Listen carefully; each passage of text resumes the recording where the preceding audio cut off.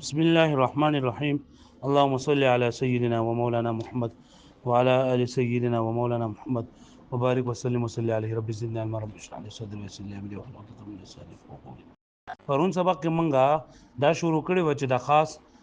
چې کم زیات قسمونه استعماليږي نو هغه امر او نهي دي. نو موږ د امر په اړه خبره شروع کړې و چې امر دا په اصطلاح کې په لغت کې ولې معنی حکم کول لیکار کول او په اصطلاح کې قول القائل لغیره على سبيل الاستعلاء افعل. قول القائل لغیره على سبيل الاستعلاء افعل. لاول موږ په دې کې دا خبر کړو چې دا تعریف د امر د لفظ امر نه نه بلکې مسما د امر یعنی کم څه باندې چې د امر دلالت کوي لکه مسما د امر چې دا امر د څه لپاره راغلی لکه اشرب شو کل شو او افتح شو اضرب شو دا امر ته مراد ده دا دغه امر الف میم را دا ته نه مرادو ها ځکه دغه د مسما د امر تیرې نه دا طلب علی الوجوب د پاره وځ شوی دی. طلب علی الوجوب مطلب دا دی چې دا خو لکه یو سیز د طلب د پاره راځي او بل چې هغه د وجوب د پاره راځي. طلب علی الوجوب د پاره دا وځ شوی یعنی مطلب په دې معنی چې یو سړی بل ته حکم کوي امر کوي نو دا لري لپاره کوي چې دا ستانه سیس طرف کومه او دا منل پتا باندې لازم دی واجب دی باندې. بیا موږ دا ویلو چې هو قول القائل لغیره نو دا هو وې د دینه مراد یو دوه مې د اعتراض دوه تقریر دي. یو تقریر دا چې هو ذات ته او قول جندا مصدر ده مصدر وصفي او د وصف حمل جندا په ذات باندې نه کیږي نو موږ جواب ورکړو چې دا قول نه مراد مقول ده. و موږ دا ویلو چې هو ضمیر مرجع دا امر ده او موږ وی دا امر نه مراد مسما دا امر مراد ده او مسما دا امر دا خاص قسم ده دا خاص قسم ده او خاص د لفظ قسم ده او دلته دا هوا چې ته مراد لفظ واخلې نو لفظ خو قول نه بلکې لفظ خو مقول یعنی لفظ خو ویل کېږي نو او چې هو قول القائل کې دا قول په معنی د مقول باندې ده قول په معنی د څه باندې مقول باندې. بیا وی چې قول القائل لغیره دا په منزله د جنس باندې ده ټول د شامل ده او علی سبیل الاستعلاء دا فصل اول له پدې سره التماس او دعا او تعالی ځکه په التماس او په دعا کې پدې کې هم طلب فعل وی او پدې کې علی سبیل الاستعلاء نه وی بلکې په التماس کې علی سبیل التساوی او حکمی او په دعا کې علی سبیل الخضوع حکمی. پوښوي بیا چې افعل په دې سره دی نه یو تعالی ځکه افعل په نهي کې هم طلب الفعل وي خو الدغه طلب عدم الفعل یعنی فعل نه کول علی سبیل الاستعلاء وي خو الدغه اپ الله تفعل سره وي. بیا افعل نه مراد صرف لکه د امر حاضر واحد مذکر حاضر څنګه نه بلکې هر هغه صيغه چې هغه د امر نه د فعل مضارع نه مشتق شوی په دغه طریقه د امر جوړ شوی برابر خبره ده کنه امر غائب سیږي وي کله حاضر سیږي وي کله متکلم سیږي وي کله مجهول سیږي او کله معلوم سیږي وي لکه پوه شو به معنی خو صرف دا خبره بکی وي چې دا طلب وجوب د پر راغلی او علی سبیل الاستعلاء یعنی مطلب هغه فعل پر مخاطب باندې د فعل واجب کولو د پر راغلی او علی سبیل الاستعلاء یعنی مطلب سړی ځان اوچتای برابر خبره ده کله په حقیقت کې اوچتی او کنه که په حقیقت کې اوچتو په باندې مطلب درجه د بل اوچته وچاته چې حکم کوي داغه درجه کته ده او څوک چې حکم کوي د درجه اوچته ده نو موږ لکه دا صحیح خبره خو چې چا درجه کته ده او د حکم کوي د ځان مشر سړی ته نو د استعلاء د نشته کنه استعلاء او غلبه نشته او د ځان مشر ته حکم کوي نو موږ دا بیا ادبی ده سره خو مقصود درسي طلب وجوب فعل وي. اوس په دې سره یو اعتراض ده اعتراض دا ده چې تا چې د امر دا تعریف موږ ته وکړو چې قول القائل لغیره علی سبیل الاستعلاء افعل نو د دې مراد ستا د چا په نسبت د چا په اصطلاح باندې د امر دا تعریف موږ ته وکړو کته موږ ته د عربیانو په اصطلاح سره چیرې عربیان درې دا تقریر کوي او درې دا دغه کوي دا تعریف کوي عربو والا نو هغه پکې دا علی سبیل الاستعلاء کې طبيعه ضرورت نشته علی سبیل الاستعلاء کې طبيعه ضرورت نشته ځکه التماس او دعا هم دا غو په نسبت امر ده او هغه د امر دغه تعریف کوي لکه څنګه چې تاسو ویل لري امر ست ویل کېږي کسی چې فاعل مخاطب ته خبره حکم کول فاعل مخاطب ته خبره آی کې دانش ته چې دا التماس ته دعا ده او کستا مراد دینا کستا مراد دینا اصطلاح د اصولیین وي کستا مراد دینا اصطلاح د اصولیین وي نو بیا ستا په تعریف کې تهدید او تعجیز داخليږي حال لري چې تهدید او تعجیز دا حکم نه تهدید او تعجیز به نه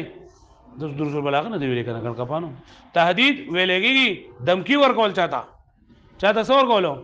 دمکی ورکول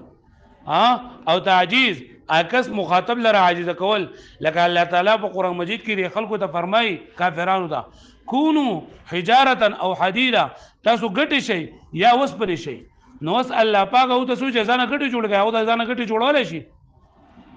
هغه په یوه باندې خدای تعجیز د پر ور الله پاک حکم کوي چې ګوره تاسو دونه عاجز او خلقا مما يكبر في صدوركم چې تاسو لکه اسم نشي کولای که تاسو څه کولای شي نو ځان ګټي جوړي کوي کنه نو دلته چې ورته الله پاک دا حکم کړی دی نو دا د طلب وجوب د پاره نه کړی بلکې د سره پاره ورته کړی دی دا تعجیز د پاره او تهدید د پاره لکه الله پاک ورته اعملوا ما شئتم څه چې خوخه کوي نو هغه بیا کفر وکي ولکه موږ الله پاک ویل چې اعملوا ما شئتم کوي نو لږه الله ګوره تاسو په دغه ځای سبلای کېل دي چې به دې کې ما قبل ما بعد ته موږ وګورو کنه لکه انسان یا لکه تاسو ټولاړې کار نه کوي کنه او تاسو دې مالکه مزه وتوي پته به ولګي ځا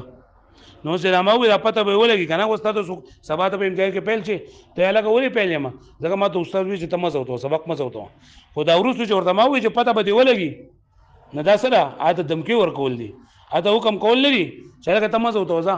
سبا لکه تاسو سره وې کوا پته به دی ولګي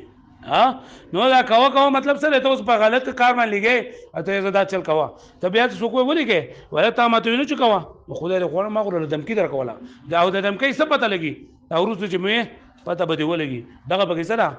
نه نه بلکه پوه شو به معنی نو یک استاد دینه د اصطلاح د اصولیین مراد وي نو بیا د امر بل تعریف کې تهدید او تعجیز هم راځي ځکه چې اعلی سبیل الاستعلاء خو هغه می کړه لکه پوه شو به معنی په اعتراض باندې پوه شوي چې تا چې د امر د تعریف وکړو ماته چې قول القائل لغیر على سبیل الاستعلاء افعل دا تا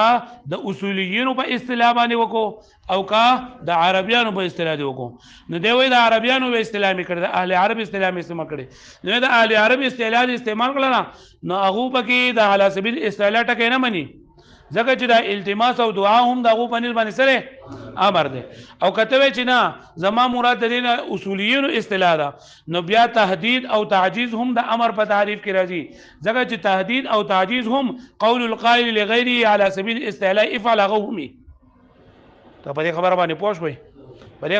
پوه شوي نو یار جواب ورکړي چې زما مراد د دینه د اصولیین اصطلاح ده زما دینه مراد سره ځکه چې اصولیه ما او اصول فقه وایم نو دا غو اصطلاح به مراد وي او کته چیرې پدې کې دا تهدید او تعجیز داخليږي نه مخکې می دا خبر وکړه کنه چې امر کې یوازې چې نه علی سبیل الاستعلاء قول قائل غیر نه بلکې دا امر نه مقصود وجوب فعل وي دا امر نه مقصود سوي وجوب فعل وي یعنی په ما قبل باندې یو کار واجب کولی او په تهدید او په تعجیز کې په باندې کار واجب کول نه په تهدید او په تعجیز کې بابا نه کار واجب کولو نو لہذا دا تهدید او تعجیز د سره امر په تعریف کې داخل دي نه لکه باندې خبره باندې پوه شوي دا وای به زما کې ارګه پرون سبق کې دا ویډیو کنه ولکن بشرط دا لري ولکن بشرط شرط ولداله ان يكون المقصود منه ايجاب الفعل چې مقصود د دینه په مخاطب باندې فعل واجب ولي ويعد القائل نفسه عاليا او دا ويونکه خپل ځان لره اوچت غني سواء كان عاليا في الواقع او لا برابر خبره ده کده اوچت په واقع کې او کني ولهذا نسب الى سوء الادب ان لم يكن عاليا کده اوچت نوي نو دا به ادبي ته چلنه دا نسبت کوله کیږي وبما ذكرنا او په دې سره چې موږ ذکر کړل کوم خبره موږ ذکر کړل چې مقصود د امرنا ایجاب الفعل وي چې مقصود د امرنا ایجاب الفعل وي مقصود د امرنا نو په دې سره اندفع ما قيل مندفع شو هغه اعتراض شوی دی ان اريد به اصطلاح العربيه کچته استا مراد د امر د تعریف نه اصطلاح د عربیان وي نو فلا حاجه الى قوله على سبيل الاستعلاء نو حاجت نشته د مصنف رحمت الله علیه د قول د على سبيل الاستعلاء ته على سبيل الاستعلاء ضرورته وليه؟ لأن الالتماس والدعاء أيضا أمر عندهم زكدا التماس أو دعاء هم دا عربيان بني من سره امر ده وان اريد به اصطلاح الاصول او ارادو کله شبده سره اصطلاح اصوليين نو فيصدق على ما اريد به التهديد والتعجيز نو صادقي بده باندې هغه څه چې اراده کړی شوی د دینه د امر تعریف نه سبان سره کیږي تهدید او تعجیز تهدید څه ته ویل کانو ها دمکی ورکول او تعجیز با مخاطب لرسو عاجز کول د تهدید لپاره مثال سم خنه ها پوه شو تاسو په دې باندې نو تهدید لپاره ال دغه تاسو مثال لیکل او د رسول بلا کې اعملوا ما شئتم او تعجیز لپاره ال دغه تاسو مثال لیکل رسو كونوا حجاره او حديدا او دلته به شي مثال لیکل فاتوا بسوره من مثله نو را کتاب تاسو یو وای غره دا ور اهم کتاب دی بل چې دا کتاب تاسو اهم کتاب تاسو یو وای بیا به تاسو په مختصر معنی کې راګدغی کنه مختصر معنی ګران کتاب تاسو په خلکو نو اوریدلی او چې هغه یو ویلو نو تاسو ته بسنه څه فائدہ بیا آینده کال درکې خامخا نو فيصدق على ما اريد به التهديد والتعجيز لانه ايضا على سبيل الاستعلاء ځکه چې دغه هم په طریقې د استعلاء باندې نو ذلك دا جواب ورکو دا جواب طرف ته اشاره ده چې لاننا نتكلم على اصطلاح الاصول چې موږ تکلم کوو ته چا په اصطلاح کې د اصولونو هو ليس المقصود مجرد الاستعلاء د امرنا مراد صرف استعلاء مطلب نه لري موږ بل الزام الفعل بلکې په مخاطب باندې هغه فعل لازم کولو مقصود دي وذا لا يصدق او دا نه صادقيږي په مخاطب باندې فعل نه صادقيږي نه لازميږي الا على الوجوب مگر په کله چې کله موږ د امر مراد وجوب ولا معنا واخلو بخلاف التهديد والتعجيز ونحوهما په خلاف د تهدید او د تعجیز او د دې په شان د نورونو لکه اباحت وغیرہ شول ځکه چې په تعجیز کې او په تهدید کې په مخاطب باندې فعل لازمول دا نوی مقصود په مخاطب باندې فعل لا واجبول دا مقصود نوی چې اعملوا ما شئتم هذا خامخا جواب کوا یا كونوا حجاره وحديدا ځان غټه جوړه کا نو دا په مخاطب باندې فعل لازمول نه نشته هغه په دې خبره باندې پوه شوي ويختص مراده بصيغه لازمه په دې خبره باندې ځان لول کوه ما ته ګوره د شعر کنه یو ترادف ته او یو چې نو دا د اشتراک ورته مو یو مشترک ورته مو اشتراک ورته مو بل ورته سوې مشترک کله چې دال او مدلول خو پیژنې ګان دال کم څه چې په سمان دلالت کوي ته سوې دال وي او په سبا چې دلالت کوي ته سوې مدلول وي نو چې دال ډیر وي دال سوي ډیر وي او مدلول یو وي دال ډیر وي او مدلول سوي نو دې ته ویل کېږي ترادف څورته وي او چې دال یو وي دال سوي او مدلول سوي ډیر وي نو دې ته ویل کېږي اشتراک لکه زما منظره د منظری دا په عربی کې لیس هم وي د منظری دا په عربی کې اسد هم وي د منظری دا په عربی کې غضنفر هم وي وس دا اسد په حیوان مفترس باندې دال دی کنه او غضنفر دا په دې باندې دال دی کنه او اسد دا په دې باندې په حیوان مفترس باندې دال دی کنه نو دال ډیر دي او مدلول سره یو دی دې ته ویل کېږي ترادف نو موږ وایو چې دا اسد او غضنفر دا یو بل مترادف الفاظ دي دا یو بل سری مترادف دي ته دې ځن لپاره قسم چلو پوهه او چې کله مدلول ډیر وي او دال یو وي خو مدلول سوي